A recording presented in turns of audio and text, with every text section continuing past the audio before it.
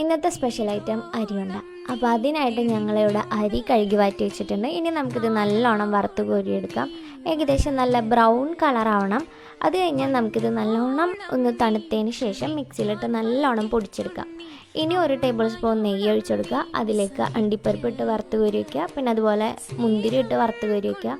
പിന്നെ ഇത് ഇന്ന് ഉണ്ടാക്കണമെന്ന് വിചാരിച്ചതല്ല, ഇത് ബ്രദറിന് കൊടുത്തയക്കാൻ വേണ്ടിയിട്ട് 2-3 ദിവസം കഴിഞ്ഞിട്ട് ഉണ്ടാക്കാമെന്ന് വെച്ചാൽ. അപ്പോൾ അരി പൊടിച്ച് വെച്ചെന്നുള്ളൂ. അപ്പോൾ അമ്മ പറഞ്ഞു എന്നാൽ നമുക്കും കൂടി ഒരു 2-3 ഉണ്ടാക്കാമെന്ന്.